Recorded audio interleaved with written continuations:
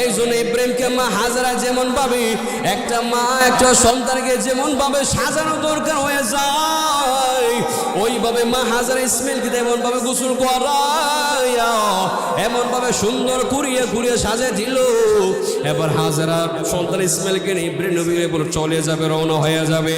যার পরে সামনে যখন নিয়ে চলে যাওয়া হচ্ছে, এবার শয়তান ওই তাকায় থাকা দূর থেকে শয়তান তাকায় তাকে দেখতে আরম্ভ করলো। যেই শয়তান জান্নাতের মধ্যে আদম এবং হাওয়াকে ওয়াসওয়াসা দিয়ে জান্নাত থেকে বাইর করে দিল। এবার শয়তান মনে মনে ভাবে, এবার ইসমাইলকে যদি আল্লাহর রাস্তায় কুরবানি দেওয়া হয় তাহলে ইসমাইল এবং তার বাবা ইব্রাহিমের মাধ্যমে সারা দুনিয়ার মধ্যে লক্ষ লক্ষ মুসলমান মানুষেরা মুসলমান হয়ে যাবে।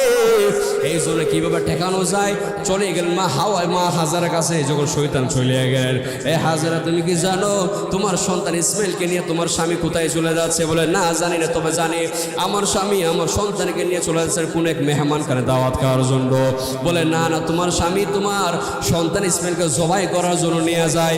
হাজারা বিশ্বাস করতে পারেন না, বলে না কোনো দুনিয়ার কোনো বাবা তার সন্তানকে জবাই করতে পারে না।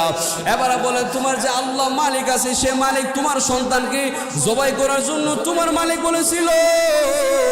এবার হাজারা বলি, যদি আমার সন্তান একজন কিনা, যদি আমরা আল্লাহ যদি আমার যত সন্তান দুনিয়ার মধ্যে আগমন করবে সমস্ত সন্তানকে যদি বলা হয় আমি আল্লাহ রাস্তার মধ্যে কোরবানি দেওয়ার জন্য আমি হাজারা আমার সন্তানকে আল্লাহ রাস্তায় কোরবানি দিয়ে দিব। এমনভাবে শয়তান ওয়াসওয়াসা না দিতে পারিয়া চলে গেলেন পয়গম্বর ইসমাইলের কাছে, ছোট্ট বাচ্চার কাছে। যাইয়া বাচ্চারা বলে, ইসমাইল তুমি কি জানো তোমার বাবা তোমার কোথায় নিয়ে যায়? বলে আমার আব্বা আমাকে দাওয়াতে নিয়ে যাচ্ছেন। বলে না না, তোমার আব্বা তোমার নিয়ে জবাই করবে, কারণ তোমার আল্লাহ তোমাকে হুকুম করেছেন। এবার ইব্রাহিম আলাইহিস সালামের সন্তান বলে না না, বাবা কখনো কোনো সন্তানকে জবাই করতে পারে না। বলে তোমার আব্বা এই জন্য জবাই করবে, কারণ তোমার আব্বাকে আল্লাহ স্বপ্নে দেখাইছেন তোমাকে জবাই করার জন্য। কেমন বাবা আর কেমন সন্তান আর কেমন মা। সন্তান এবার বলি, যদি আমার আল্লাহ আমারে যদি বলে যে আল্লাহর রাস্তায় জবাই হওয়ার জন্য আমি ইসমাইল, তাহলে আমি নির্দ্বিধায় আমি আল্লাহ রাস্তার মধ্যে আমি জবাই হয়ে যাব। শয়তান ইসমাইলের কাছে অস্ত্র দিয়ে দেওয়ার না পারলো। এবার চলে গেলেন পয়গম্বর ইব্রাহিম নবীর কাছে। মাকে অস্ত্র দিতে পারে নাই, চলে গেলে ইসমাইলের কাছে। ইসমাইলকে অস্ত্র দিতে পারে নাই, এবার চলে গেলে ইব্রাহিমের কাছে। আচ্ছা আপনারা বলেন তো, ছেলে স্ত্রীকে না পারলে বাবাকে কি শয়তান অস্ত্র দিতে পারবে? বলেন পারবে? এবার চলে যাওয়ার পরে ইসমাইল ইব্রাহিম নবীর কাছে বলে, ইব্রাহিম তুমি কি জানো তুমি যে রাত্রে বেলা স্বপ্ন করে দেখছো কি দেখছো? বলছে আল্লাহ আমার স্বপ্নের মধ্যে আল্লাহ আমার দেখাইছে। বলে না না, এগুলো তোমার শয়তান দেখাইছিল, আল্লাহ তোমাকে সন্তান জবাই করার জন্য আল্লাহ তোমারে বলে নাই। পয়গম্বর ইব্রাহিম এবার সন্তানকে মিনা বাজার নিয়ে চলে গেলেন। তার মাথার মধ্যে একটা রশি বাঁধা ছিল, রশি হাতের মধ্যে একটা লম্বা তরবারি নিয়ে ইব্রাহিম নবী ইসমাইলকে নিয়ে রওনা হয়ে যায়। পয়গম্বর ইসমাইল আলাইহিস সালামকে নিয়ে ইব্রাহিম নবী যখন মিনা বাজার উপনীত হয়ে যায়, যাওয়ার পর আল্লাহ বলে ফালাম্মা আসলামা ওয়া তাল্লাহু লিল জাবির। আল্লাহ পাক রব্বুল আলামিন বলেছেন, বাবা ইব্রাহিম তার সন্তান ইসমাইল দুইজন যখন আমি আল্লাহর কাজগুলো তারা মাইনা নিল, আমি আল্লাহর কাজ যখন তারা মাইনা নিল, ওয়া তাল্লাহু লিল জাবির। পয়গম্বর ইব্রাহিম তার সন্তান ইসমাইলকে কায়দ করে শোয়াইয়া দিল। কায়দ করে কেন শোয়াইলো?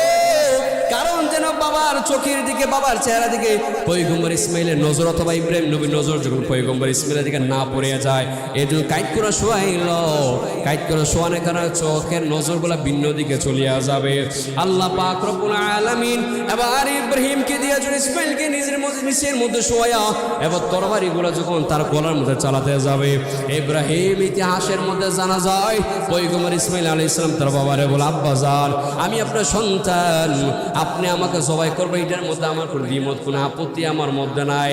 তবে আব্বা জান আপনি যখন আমার মক্কার মরুভূমিতে রাইখা চলিয়া যান, আমার মা আমার যে পরিমাণ কষ্ট করে করে আমার মা জননী আমার লালন পালন করলো, আব্বা জান আমার লালন পালন করতে যায় আমার মার জিহ্বাটা পর্যন্ত আমার খাবার ছিল না, মুখের মধ্যে ঢুকাইয়া দিয়েছিল। এমন কষ্ট করে করে আমার মা আমার দুনিয়ার মধ্যে লালন পালন করলেন। আব্বা জান যদি আমার জবাই করার জন্য আপনি যদি আমার বাড়ির মধ্যে বলতেন ইসমাইল আমি বাবা তোমারে জবাই করব, তোমার আমার আল্লাহ আমারে আদেশ করেছে তোমারে জবাই করার জন্য। আমি ইব্রাহিম কখন আমি মানা করতাম না। যদি আপনি আমার আম্মার সামনে বলতেন যে মার দুধ পান করলাম, আমার মায়ের কাছ থেকে আমি ক্ষমা নিয়ে চাই আসতাম। ও আব্বাজান আমার মার কাছে বলেন না, আমার তেমন কোনো দুঃখ নাই। বলে আব্বাজান তাহলে আমার আরেকটা কথা হইল, আপনি যখন আমাকে আমার গলার মধ্যে আপনি যখন ছুরি চালাইয়া দিবেন, দয়া করে আপনার চোখগুলাকে কোন কাপড়ের মাধ্যমে ভাইদা আপনি আমার চোখগুলাকে ভাইদা নিয়ে নেবেন। কারণ আপনি বাবা হিসাবে যদি সন্তানের দিকে আপনার মায়ার নজরটা পড়িয়া যায়, তাহলে আমি ইসমাইলকে জবাই করার জন্য আপনি পারবেন না। কারণ আমি আপনার সন্তান, শৈশবকালে আপনি আমার রাইখা দিয়ে আসলে বড় হয়ে গেলাম, এখন আমার প্রতি আপনার আলাদা একটা ভালোবাসার মহাব্বত রাইখা থাকবে। পয়গম্বর ইব্রাহিমের কথা বলার পরে চোখের পানি ধরে রাখতে পারে নাই। আবার বলে আপা আমার যখন জবাই করার জন্য মাটিতে শোয়াই দিলেন, তাহলে আমার যে পাওগুলো আছে একটা রশির মাধ্যমে পাওগুলো আপনার ভাইটা আমার পাওগুলো নিয়ে নিয়ে। বলে কেন? বলে এই জন্য পাওগুলা বাঁধবেন, আপনি যদি আমার গলার মধ্যে ছুরিগুলো চালাইয়া দেন, কারণ আমার যখন যন্ত্রণা আরম্ভ হবে তখন আমার এমন হইতে পারে আমার রাগের কারণে আমার পাগুলো আপনার শরীরে কোনো অংশ রাইগা যাইতে পারে, তাহলে আপনার সঙ্গে আমার বিয়াদবি হয়ে যাবে। পয়গম্বর ইব্রাহিমের চোখের পানিগুলা ধরে রাখতে পারে নাই, এবার ছুরিগুলা চালাইয়া দিবে। এমন সময় আল্লাহ পাক রব্বুল আলামিন চাকুকে ছুরিকে বলো, চাকু আমার ইব্রাহিম যে ছুরি চালাবে তারা আমার ভালোবাসা নিয়ে মোহাব্বত নিয়ে সন্তানের পরে সাবধান, আমার ইসমাইলের জন্য একটা গলার পশম ওজন না কাটিয়া যায়। এবার যখন পয়গম্বর ইব্রাহিম এবার সন্তানের দিকে যখন চাকুটা চালাইয়া দিল, হঠাৎ করে তাকায় দেখে ছুরি আর কাজ করে না। ইসমাইল নবী আবার দাঁড়াইয়া গেল। আবার ইসমাইলকে ইব্রাহিম নবী বলেন, বাবা ইসমাইল আমার আল্লাহ মনে হয় বেজার হয়ে যাবে রে, আবার তুমি জমিনের মধ্যে আবার শুয়ে যাও, তোমার দিকে আমি আবার তরবারি চালাইয়া দিব। আবার ইসমাইল নবীকে জমিনের মধ্যে শোয়াইয়া দিল। শোয়াইয়া দেওয়ার পরে আবার পশম কাটে না, তিনবার মাথার মধ্যে আল্লাহ পাক রব্বুল আলামিন জিবরাইলকে ডাক দিয়া বললেন, ওরে জিবরাইল আমার ইব্রাহিমের কাছে তুমি চলিয়া যাও। আমার ইব্রাহিম আমার ভালোবাসা এমন মজবুত হয়ে গেল, কারণ আমার ভালোবাসার কারণে ইব্রাহিমকে আসলে সে জবাই করিয়া ফালাইবে। এবার ইব্রাহিম পয়গম্বরের কথা আল্লাহ পাক বলার পরে জিবরাইল জান্নাত থেকে দুম্বা নিয়ে চলে আসলো। আসার পরে ইসমাইল নবীকে সরাইয়া এবার পয়গম্বর ইব্রাহিমের নিচ থেকে ইসমাইল নবীর সরাইয়া দুম্বাটা নিচের মধ্যে দিয়া দিল। দেওয়ার পরে ইব্রাহিম আলাইহিস সালাম যখন তরবারি চালাইলো, ইসমাইল নবী ইব্রাহিম নবীর শরীরের মধ্যে যখন আপনার রক্ত যখন চলে আসলো, ইব্রাহিম নবী তাকায় দেখে যে আমার সন্তান এখানের মধ্যে নাই, একটা দুম্বা এখানে পড়ে আছে। মনে করছে ইব্রাহিম নবী আল্লাহ মনে বেজার হয়ে গেল। আবার ইব্রাহিম নবীর ইসমাইল নবীর বললেন, আবার শুয়ে যাও, তোমার সরাইয়া যেহেতু দুম্বা আমার কাছে চলে আসলো, মনে হয় আমার আল্লাহ আমার প্রতি বেজার হয়ে গেল। এবার জিবরাইল এসে বলে, পয়গম্বর আল্লাহ পাক রব্বুল আলামিন আমার হুকুম করেছেন। আল্লাহ বলছে, ও না কত সদ্দাক্তা রুইয়া, তুমি যে সত্য, তুমি যে স্বপ্ন দেখলা এটাকে তুমি সত্য বাস্তবায়ন করে ফেললা। ইন্না কাযালিকা নাজিজিল মুহসিনিন, নিশ্চয়ই আমি আল্লাহ তাআলা প্রত্যেকটা মুমিন প্রত্যেকটা মুহসিনকে এমন ভাবে আমি আল্লাহ যাজা দিয়ে থাকি। সুবহানাল্লাহ বলে